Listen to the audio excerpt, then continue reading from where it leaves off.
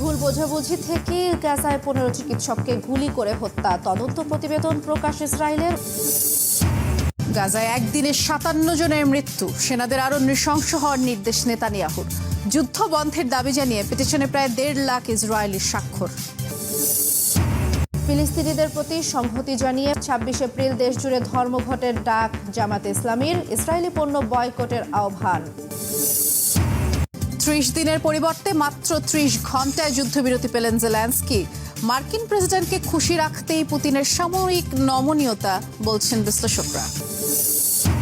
মার্কিন বিমান হামলায় ইয়েমেনে নিহত বেড়ে 12, আহত 30। লেবাননের সামরিক যানে বিস্ফোরণে 3 সেনার মৃত্যু।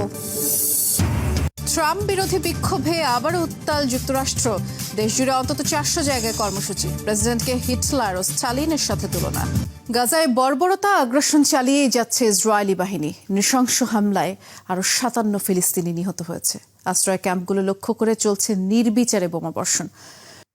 ভুল বোঝাবুঝি থেকে গাজায় 15 চিকিৎসককে হত্যার ঘটনা ঘটেছে বলে স্বীকার করেছে ইসরায়েল। রোববার ওই ঘটনার তদন্ত প্রতিবেদন প্রকাশ করে আইডিএফ। অসম্পূর্ণ ও ভুল প্রতিবেদন দেওয়ার সঙ্গে জড়িত একজনকে বরখাস্ত করা হয়েছে। এর মধ্যেও গাজা জুড়ে দখলদার বাহিনীর হামলা অব্যাহত আছে।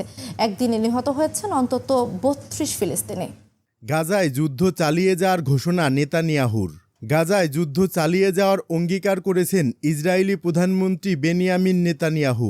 হামাস যুদ্ধবিরতির প্রস্তাব প্রত্যাখ্যান করার পর এই ঘোষণা দিলেন তিনি। রোববার এক প্রতিবেদনে ইউএস সংবাদ মাধ্যম সিএনএন নিউজ এ তথ্য জানায়। প্রতিবেদনে বলা হয়, ইসরায়েলি সামরিক বাহিনীকে গাজায় হামলা জোরদারেরও নির্দেশ দিয়েছেন নেতানিয়াহু। শনিবার স্থানীয় সময় রাতে এক ভাষণে নেতানিয়াহু বলেছেন, যুদ্ধের জন্য যখন চরম মূল্য দিতে হচ্ছে, তখন ইসরায়েলের জয় না হওয়া পর্যন্ত আমাদের অস্তিত্ব রক্ষার জন্য লড়াই চালিয়ে যাওয়া ছাড়া আর কোনো উপায় নেই। স্থানীয় সময় শনিবার রাতে এক ভিডিও বার্তায় নেতানিয়াহু বলেন, ইসরায়েলের কাছে আর কোনো বিকল্প নেই এবং বিজয় অর্জন না করা পর্যন্ত আমাদের অস্তিত্বের জন্য লড়াই চালিয়ে যেতে হবে। সম্প্রতি হামাস কর্তৃক ইসরায়েলের যুদ্ধবিরতি প্রস্তাব প্রত্যাখ্যানের কথা উল্লেখ করে গাজায় বোমাবর্ষণ চালিয়ে যাওয়ার ঘোষণা দেন নেতানিয়াহু। তিনি বলেন, আমরা যদি এখন হামাসের দাবি মেনে নেই, তাহলে আমাদের সৈন্যরা, শহীদরা এবং আহত বীররা যে বিশাল অর্জন করেছেন তা একেবারে নষ্ট হয়ে যাবে। তিনি যুক্তি দেন যে হামাসকে গাজায় থাকতে দেয়া মানে ইউএস প্রেসিডেন্ট ট্রাম্পের গুরুত্বপূর্ণ ভিশন কখনোই বাস্তবায়িত হবে না। ট্রাম্প ফিলিস্তিনিদের গাজা থেকে অন্য দেশে সরিয়ে নিয়ে উপকূলীয় এই এলাকাকে মধ্যপ্রাচ্যের রিভিয়ারা হিসেবে পুনর্গঠনের আহ্বান জানিয়েছেন। বিবৃতিতে নেতানিয়াহু 20 লাখেরও বেশি ফিলিস্তিনির আবাসস্থল এই সংকীর্ণ ভূখণ্ডে আমেরিকার মালিকানার কথাও উল্লেখ করেছেন। তবে ইসরায়েলি প্রধানমন্ত্রীর এমন বক্তব্যের সমালোচনা করেছে হোস্টেস ফ্যামিলিজ ফোরাম হেডকোয়ার্টার্স। ফোরামটি বলেছে, অনেক কথা ও স্লোগান দিয়ে সহজ সত্যি ঢাকার চেষ্টা করা হবে। নেতানিয়াহুর বাস্তবে কোনো পরিকল্পনা নেই। এতে আশ্চর্যের কিছু নেই যে প্রশ্ন করার সময় দেওয়া হয়নি, না হলে তাকে মৌলিক প্রশ্নের উত্তর দিতে হতো। 59 জন জিম্মিকে তাৎক্ষণিকভাবে ফিরিয়ে আনার জন্য ইসরায়েল ঠিক কী করছে? মনে হয় না এই প্রশ্নের উত্তর প্রেসিডেন্টের কাছে রয়েছে, কারণ মানুষ মারা ছাড়া ইসরায়েল আর কিছুই দেখে না। এদিকে গাজা উপত্যকায় ইসরায়েলের বিমান হামলায় গত শুক্রবার স্থানীয় সময় ভোর থেকে রাত পর্যন্ত নিহত হয়েছেন অন্তত 64 জন। সেই সাথে আহত হয়েছেন আরও ব্যাপক সংখ্যক ফিলিস্তিনি। হামলায় হতাহত ফিলিস্তিনিদের মধ্যে বেশিরভাগই নারী ও শিশু। বর্তমানে গাজার দক্ষিণ অঞ্চলীয় শহর রাফার কাছে শৈবর ও তেল আস সুলতান এলাকায় ঘাঁটি গেড়েছে আইডিএফ। সূত্রের বরাতে জানা গেছে, এই দুই ঘাঁটি থেকেই পরিচালনা করা হয়েছে সর্বশেষ এই হামলা।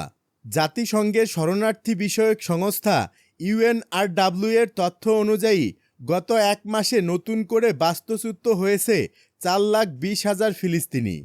গাজার স্বাস্থ্য মন্ত্রণালয় জানিয়েছে, 1.5 বছরের বেশি সময় ধরে চলমান ইসরায়েলি আগ্রাসনে গাজায় 51,000-এর বেশি মানুষের মৃত্যু হয়েছে।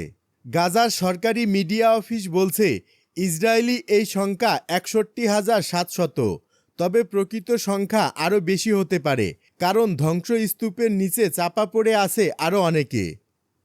ইউক্রেনের ভূখণ্ড রাশিয়ার কাছে হস্তান্তর, শান্তির নামে আমেরিকার নয়া খেলা। ইউক্রেন বিষয়ে মার্কিন প্রধান আলোচকের চূড়ান্ত পরিকল্পনার মধ্যে রয়েছে রাশিয়ার কাছে বিশাল অঞ্চল হস্তান্তর করা এবং কিয়েভকে নিরাপত্তার নিশ্চয়তা না দেয়া। কিন্তু এমন একটি পরিকল্পনা ইউক্রেনের পক্ষে হজম করা খুবই কঠিন।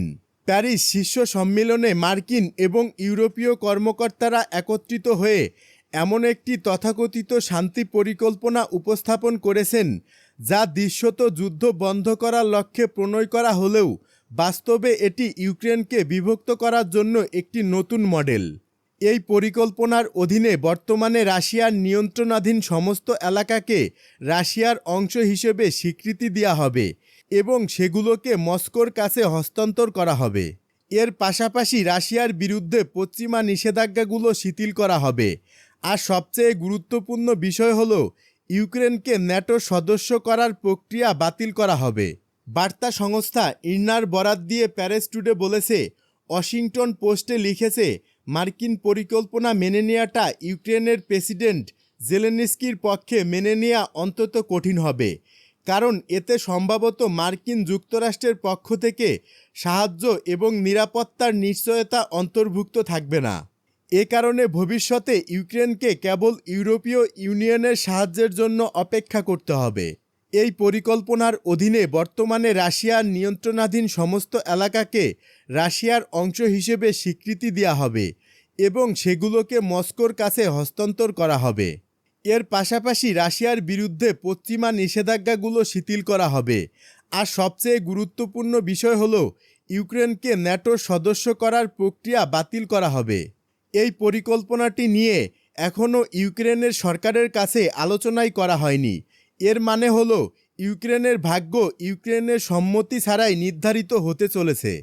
তবে রাশিয়া ও ইউক্রেনের মধ্যে শান্তি চুক্তিতে পৌঁছানোর স্পষ্ট ইঙ্গিত দেখা না গেলে যুক্তরাষ্ট্র কয়েকদিনের মধ্যেই দুই দেশের মধ্যে যুদ্ধবিরতি মধ্যস্থতা থেকে সরে দাঁড়াবে।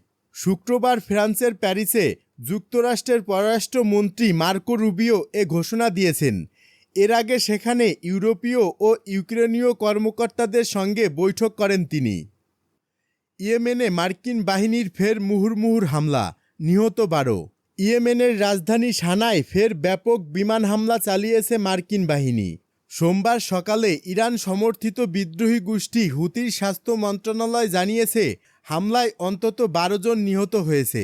আহত হয়েছে আরও 30 জন। খবর আরব নিউজ ও আল জাজিরা। হুতি পরিচালিত সাবা নিউজ এজেন্সি মন্ত্রণালয়ের বরাত দিয়ে বলেছে, আমেরিকান শত্রুদের রাতভর হামলায় হতাহতের ঘটনা ঘটেছে। সানার ফারোয়া জেলার একটি আবাসিক জোন এবং একটি বাজারে এই হামলা হয়েছে।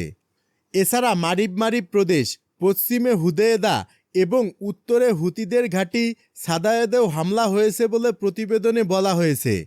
মার্কিন প্রেসিডেন্ট হিসেবে ক্ষমতায় বসার পর ইয়েমেনে হুতিদের বিরুদ্ধে অভিযানের ঘোষণা দেন ডোনাল্ড ট্রাম্প।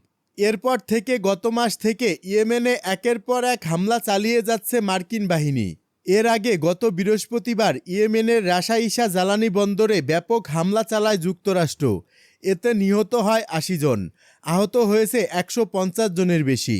জাতিসংঘের সেক্রেটারি জেনারেল শনিবার বলেছেন, মার্কিন হামলায় তিনি গভীরভাবে উদ্বিগ্ন। গাজায় ইসরায়েলি হামলায় আরও অন্তত 64 জন নিহত।